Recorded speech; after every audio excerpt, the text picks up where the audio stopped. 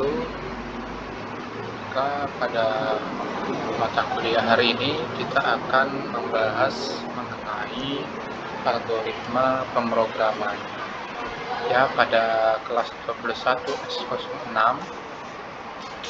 pertama sekali saya mengucapkan puji syukur kepada Allah Subhanahu wa taala karena kita masih dipertemukan dalam kelas dan pada malam hari ini.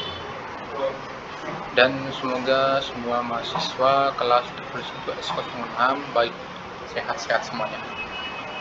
Untuk hari ini pertama sekali saya akan memperkenalkan diri terlebih dahulu. Perkenalkan diri saya adalah Abdi Rahim Damani. Saya dosen algoritma pemrograman. Saya dosen tetap Stikom Darussalam, biasa dipanggil Pak Abdi ya. Jadi pada malam hari ini saya akan presentasi melewati video ini saja. Jadi saya akan menjelaskan apa yang akan kita bahas, apa yang akan kita pelajari mulai dari pertemuan 1 sampai pertemuan 14. Dalam hal ini bahasa pemrograman sangat diperlukan dalam satu sisi kalian di semester 1 ini untuk dasar, dan sangat berguna untuk ketika kalian nanti di semester 8 ataupun 7 ketika menyelesaikan skripsi. Dalam hal ini ada beberapa pembelajaran tujuan di mana mahasiswa harus memahami konsep algoritma. Yang kedua adalah memahami struktur algoritma. Yang ketiga adalah memahami algoritma menggunakan bahasa natural, memahami pseudocode, memahami flowchart dan penggunaan tool flowchart.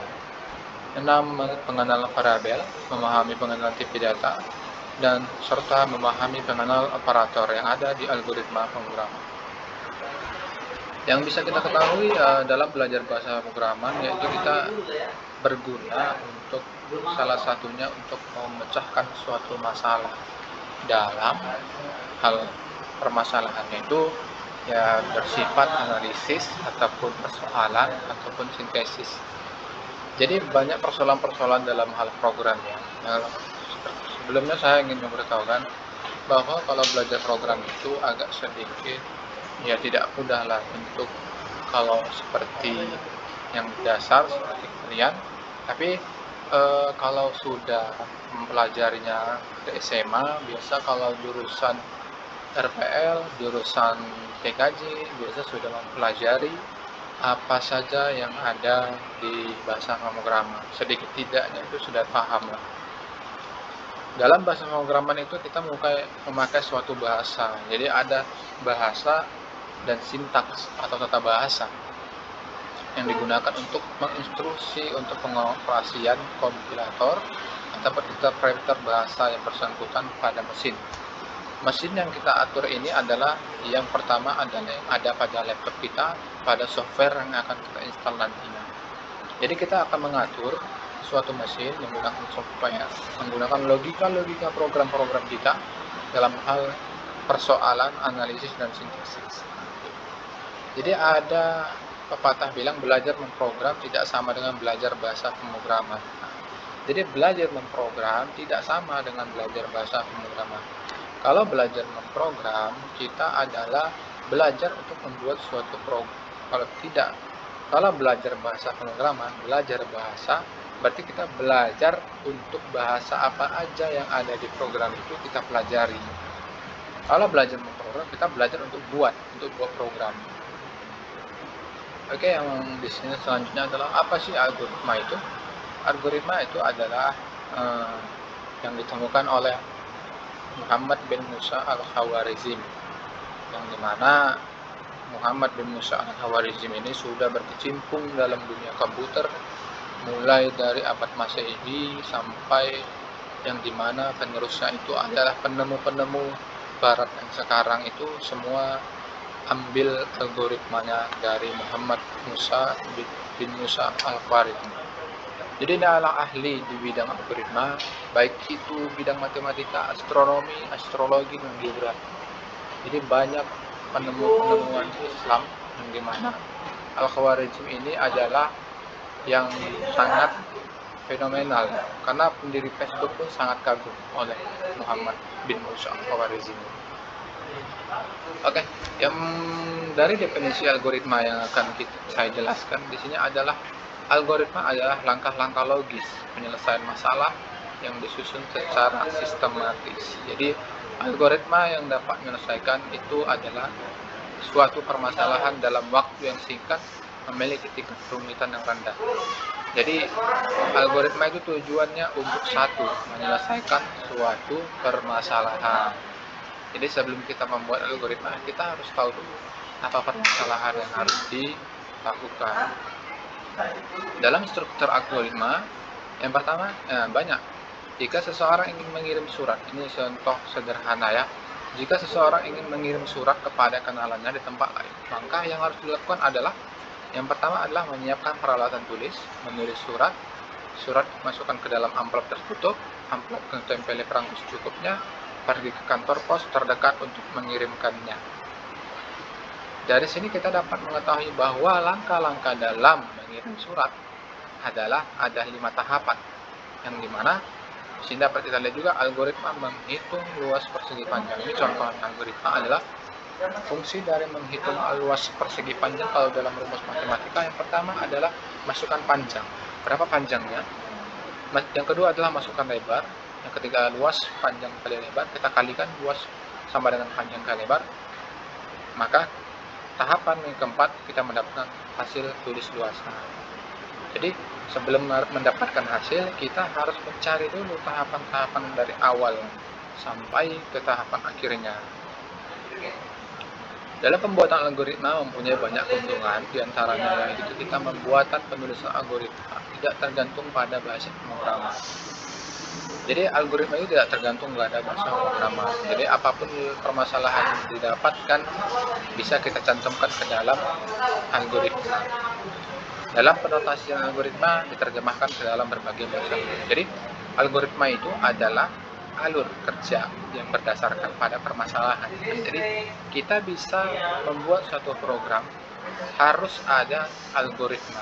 Program itu apa sih? Ya, kalau misalnya saya menjelaskan secara awam, program itu seperti sistem yang sering kalian lihat itu biasa di Indomaret ya. Baik sistem penjualan, sistem pembayaran token. Nah, itu sistem. Itu bisa kita buat berdasarkan algoritma atau permasalahan yang ada. Maka adapun bahasa pemrogramannya, outputnya itu akan dikeluarkan sama karena algoritmanya sama. Jadi program itu bukan istilahnya itu hanya sebagai bahasa. Kalau langkah-langkahnya adalah algoritmanya itu kita menyesuaikan sesuai dengan langkah permasalahan yang ada. Kalau kita mau buat program, beberapa hal yang perlu diperhatikan dalam membuat algoritma ya. Yang pertama adalah teks algoritma. Berisi harus deskripsi langkah-langkah penyelesaian masalah. Ingat, algoritma harus berisi langkah-langkah penyelesaian suatu masalah. Baik itu deskripsi tersebut dapat ditulis melalui notasi, yang penting mudah dimengerti. Tidak ada notasi yang baku dalam penulisan teks algoritma. Jadi dalam penulisan teks algoritma itu tidak ada hal-hal yang baru. Jadi apapun masalah yang ada bisa kita cantumkan dalam bahasa pemrograman ataupun ke algoritma. Jadi ini ada beberapa yang dapat dijelaskan di sini. Yang pertama, setiap orang dapat membuat aturan. Setiap orang dapat membuat aturan penulisan dan notasi algoritma sendiri. Jadi setiap kalian mahasiswa itu dapat membuat algoritma masing-masing, tapi berdasarkan permasalahan yang ada. Jangan membuat algoritma itu asal-asal. Oh, ini membuat alur ini. Nah, cocok. Jadi kalau kita mau buat ke bahasa pemrograman harus sesuai dengan langkah-langkah yang ada. Selanjutnya adalah notasi algoritmik, bukan notasi bahasa pemrograman. Ingat, notasi algoritma bukan notasi bahasa pemrograman. Algoritma itu bukan bahasa. Algoritma itu adalah langkah-langkah yang ada pada permasalahan tersebut. Nah, karena itu pseudocode dalam notasi algoritma tidak dapat dijalankan oleh komputer. Agar dapat dijalankan oleh komputer, maka dalam notasi algoritma harus ditranslasikan atau diterjemahkan ke dalam notasi bahasa pemrograman. Jadi sebelum kita ke bahasa pemrograman, kita algoritmanya harus paham. langkah-langkah itu kita translate atau terjemahkan ke dalam bahasa. Jadi nanti bahasa pemrograman itu ada yang akan kita pelajari dalam algoritma dan pemrograman mata kuliah hari ini. Jadi ada beberapa tahapan. Yang pertama dasar, kalian harus memahami algoritmanya. Yang selanjutnya adalah kalian harus memahami bahasa pemrograman. Selanjutnya adalah algoritma dapat membantu kita dalam mengonversikan suatu permasalahan ke dalam bahasa pemrograman. Jadi algoritma dan pemrograman ini adalah salah satunya istilahnya abang adik istilahnya. Jadi mereka itu satu kesatuan untuk saling mengkonversikan. Ketika ada bahasa pemrograman dan harus ada algoritmanya. Kalau tidak ada algoritma, maka tidak bisa membuat bahasa pemrograman. Selanjutnya ini ada algoritma merupakan hasil pemikiran konseptual yang mana dapat dilaksanakan oleh komputer dan dapat ditranslasikan ke dalam notasi bahasa pemrograman. Dalam hal ini contoh ya, ada beberapa contoh untuk menghitung luas segitiga dapat dilihat. Ini adalah contoh algoritma. Yang pertama kita start, yang kedua adalah baca data alas dan tinggi, yang ketiga luas adalah alas kali tinggi kali 0,5, yang keempat tampilkan luas, 5 stop. Yang pertama dalam algoritma itu permulaan langkah-langkah itu adalah kita memulai dengan start. Langkah awal adalah start, langkah akhir adalah stop, berhenti. Oke, di sini ada penjelasannya adalah algoritma di atas adalah algoritma yang sangat sederhana, hanya ada 5 langkah. Pada algoritma ini tidak dijumpai perulangan atau pemilihan. Semua langkah dilakukan hanya satu kali ya, hanya satu kali langkah. Sekilas algoritma das benar, namun apabila dicermati maka algoritma ini mengandung kesalahan yang mendasar. Itu tidak ada pembatasan pada nilai data untuk alas dan tinggi ya. Ini tidak ada pembatasan. Harusnya ada baca data alas terlebih dahulu dan baca data tinggi terlebih dahulu. Nah, ini kesalahannya. Kita dapat melihat kesalahannya dari langkah yang kedua. Di sini dapat kita perbaikannya. Ini kawan. Diperiksa data alas dan tinggi. Jika nilai data alas dan tinggi lebih besar dari 0, maka lanjutkan ke langkah keempat. Jika tidak, maka stop.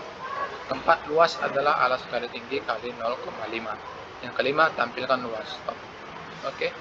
Dari penjelasan di atas dapat diambil kesimpulan pokok tentang algoritma. Yang pertama, algoritma harus benar. Jadi tidak boleh algoritma itu kita hanya buat seperti yang awal tadi. Jadi tidak ada pembatasan data alas dan tinggi. Jadi contoh seperti itu. Oke. Lanjut kita mulai contoh algoritma untuk berangkat sekolah. Ini langkah-langkah yang pertama adalah contohnya. Bangun dari tempat tidur, mandi pagi, sarapan pagi, pergi ke sekolah, cari ruang kelas, masuk kelas untuk belajar, selesai. Jadi ini adalah algoritma langkah-langkah awal untuk memulai suatu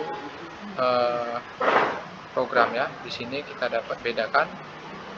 Yang pertama kita dapat membedakan algoritma dan program itu adalah kumpulan pernyataan komputer. Nah, di sini kita dapat lihat.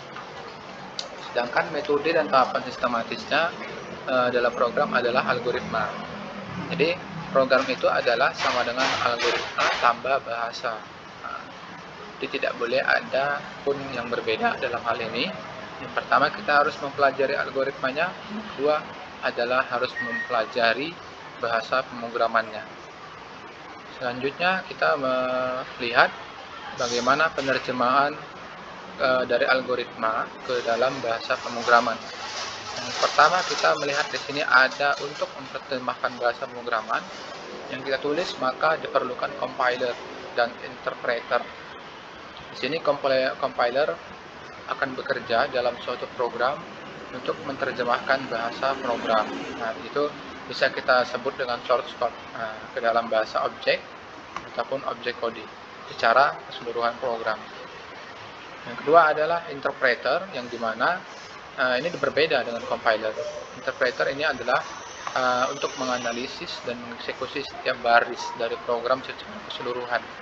Jadi kode-kode ataupun bahasa-bahasa pemrograman itu diseleksi terlebih dahulu untuk lebih memperjelas apa bahasa program yang akan dijalankan sesuai dengan langkah-langkah algoritma yang mau dibuat.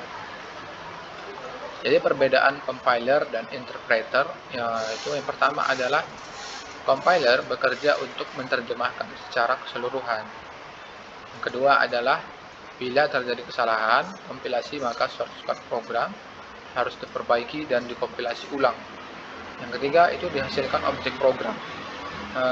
Menghasilkan objek program, menghasilkan executable program, menghasilkan pekerjaan program yang lebih cepat, serta source program tidak dipergunakan hanya bila untuk perbaikan. Bedanya dengan interpreter yaitu menerjemahkan instruksi per instruksi, jadi per baris istilahnya untuk menerjemahan bahasa pemrogramannya. Jadi ketika terjadi kesalahan, interpretasi tidak dapat diperbaiki, maka selanjutnya tidak dapat dihasilkan objek programnya, serta tidak dihasilkan executable program, dan proses pekerjaan program yang lebih lambat, serta program tidak terus dipergunakan, dan keamanan pun kurang terjamin. Jadi ada beberapa jenis bahasa pemrograman. Yang pertama adalah tingkat rendah, yang itu tingkat rendah itu adalah bahasa mesin ya, bahasa mesin dan biner. Jadi itu adalah bahasa pemrograman tingkat rendah. Iya Pak. Lalu selanjutnya adalah bahasa pemrograman tingkat tinggi. Yang adapun contoh-contohnya bahasa pemrograman yang tingkat rendah itu prosedural, yang pertama Algol, Pascal, Fortran, Basic, COBOL, dan C. Yang kedua fungsional, ada Logo, APL, ISP. Yang deklaratif itu Prolog, Object Oriented murni yaitu Smalltalk, Eiffel, Java, dan PHP. Jadi di situ ada beberapa contoh bahasa pemrograman. Yang dimana adapun penulisan bahasa algoritma ini ada beberapa ya penulisan algoritma. Yang pertama itu adalah structure English atau SE, yaitu merupakan alat yang cukup baik untuk menggambarkan suatu algoritma. Ini adalah suatu alat. Dasar dari struktur English ini adalah bahasa Inggris. Namun kita dapat memodifikasi dengan bahasa Indonesia sehingga kita boleh menyebutkannya sebagai struktur Indonesia. Yang kedua adalah pseudocode. Ya, pseudocode ini adalah kode ya, kode yang mirip dengan instruksi kode program yang sebenarnya adalah yang didasarkan pada bahasa pemrograman yang sesungguhnya, seperti basic. Contohnya dapat dilihat di sini. Kita dapat melihat kita proses algoritmanya adalah yang pertama start, yang kedua red alas tinggi luas 0,5 kali alas kali tinggi, dan red luas serta stop. Jadi semua dimulai dari start dan stop. Yang selanjutnya kita akan bahas mengenai membuat alur logika program, membuat alur logika pemrograman. Di sini ada beberapa penyajian membuat alurnya. Yang pertama kita dalam hal ini kita menggunakan flowchart ya. Flowchart itu adalah diagram alir.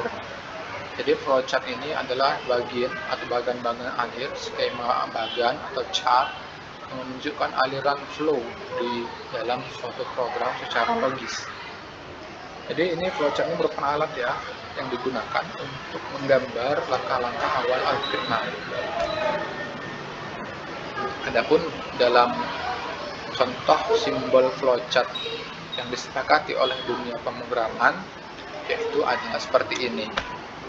Di sini kita dapat lihat adapun keterangan dan lambangnya. Di sini keterangan mulai atau selesai. Dapat kita lihat lambang untuk start. Ini adalah langkah algoritma start yang diakhiri dengan flowchart. Di sini kita dapat aliran data, kita dapat kita lihat lambang, input, output seperti ini lambangnya, proses seperti ini, peta lambangnya, percabangan, pemberian nilai awal suatu variabel, memanggil prosedur, konektor di halaman yang sama, objek konektor. Di sini dapat dijelaskan, ini ada penjelasannya, simbol-simbol bagian alir, program ataupun flowchart. Seperti itu. Nah, ini contoh program flowchart-nya. Kita dapat lihat contoh program flowchart. Di sini adapun yang pertama adalah di sini kita proses untuk menghitung luas segitiga dan proses flowchart untuk membaca luasnya itu. Jadi kita lihat dulu yang pertama, baca data, hitung 2 segitiga, alur logika program, bagian alur program yang terinci ya. Di sini ada yang lebih terperincinya. Jadi ini adalah yang ada nilainya, yang lebih rinci, yang lebih luas, banyak istilahnya, fungsi-fungsinya. Di sini tempat fungsi luas sama dengan 0,5, sedangkan di sini tidak ada. Maka ini dua-dua boleh digunakan, asalkan sesuai dengan langkah-langkah yang ada. Jadi di sini ada struktur dasar algoritma itu, yaitu kita yang pertama mempunyai struktur runtunan atau beruntun yang digunakan untuk program yang pernyataan sekuensial atau urutan. Kalau dia berurut, maka menggunakan pernyataan yang sekuensial atau beruntun. Baru ada juga struktur pemilihan atau percabangan, maka digunakan untuk program yang menggunakan pemilihan atau penyeleksian kondisi. Setelah itu kita ada juga struktur perulangan, digunakan untuk program yang pernyataannya akan dieksekusi berulang-ulang. Jadi ada 3, ingat ini ada 3 struktur dasar, jadi ini harus diingat dalam mata kuliah algoritma dan pemrograman. Di sini juga ada penjelasannya, ada beberapa. Yang pertama ada struktur algoritma runtunan, ya, yang kedua ini runtunan contohnya adalah seperti ini. Contoh bagian alur logika program berurutan. Di sini ada beberapa proses flowchart. Adapun ini menghitung untuk volume ya, volume dan luas. Di sini kita dapat lihat flowchart secara beruntun dan juga ini adalah berurutan. Setelah itu kita ada struktur algoritma percabangan. Kita dapat melihat contohnya seperti ini, cabang ya. Di sini ada cabangnya, itu yang pertama adalah mulai usia. Jadi di sini kita melihat percabangan bahwasanya kita lihat apakah ketika dia menyatakan print silakan menonton iya, ketika print silakan menonton iya maka akan lanjut. Ketika tidak, ada pilihan notifikasi usia lebih dari 17. Ketika usia lebih dari 17 maka print silakan menonton. Jika tidak, maka Anda tidak boleh menonton. Selanjutnya untuk struktur algoritma perulangan atau pengulangan, dalam banyak kasus seringkali kita hadapkan pada sejumlah pekerjaan yang diulang berkali. Jadi ini pengulangan untuk proses flowchart pengulangan. Kita dapat lihat contoh seperti ini. Dapat lihat di gambar ini, kita dapat baca di sini adalah start I sama dengan 1 itu 100. Kita lihat perulangannya. Ketika dia nilainya sama dengan 1 sampai 100 maka dia akan diulang. Saya tidak akan mengulangi perbuatan itu lagi. Dan nilainya perulangannya I sama dengan 1 sampai 100. Jadi seperti itu untuk perulangan, struktur pengulangan dengan for. Jadi ada beberapa perulangan ya. Yang pertama dengan menggunakan for. Nah, di sini kita dapat loop ya. Loop itu adalah ulangan. Jadi kita dapat lihat menggunakan for. Ada beberapa contoh kasus di sini. Beberapa contoh kasus. Oke. Dapat lihat. Oke. Jadi di sini ada kasus untuk latihan. Nah, di sini dapat latihan. Kita lihat, buatkan flowchart untuk mencari luas persegi 4. Buatkan algoritma dan flowchart untuk menentukan kelulusan siswa. Dan ketentuan, jika nilai lebih besar sama dengan 70 maka lulus, jika nilai lebih kecil dari 70 maka tidak lulus. Maka dari hal itu mahasiswa untuk malam ini kita dapat menyelesaikan latihan ini sesuai dengan penjelasan yang sudah saya berikan. Nanti dikerjakan dengan bisa digambar saja menggunakan alat tulis dan difoto, nanti sebagai latihan dikirim ke kelas sebelum. Jadi bisa dibaca-baca bagaimana pembuatan flowchart dalam proses perulangan, berurutan dan beruntun. Oke, itu saja yang bisa dapat saya sampaikan. Semoga bermanfaat. Kalau ada pertanyaan nanti bisa kita lewat grup WhatsApp ya. Oke, terima kasih. Assalamualaikum warahmatullahi wabarakatuh.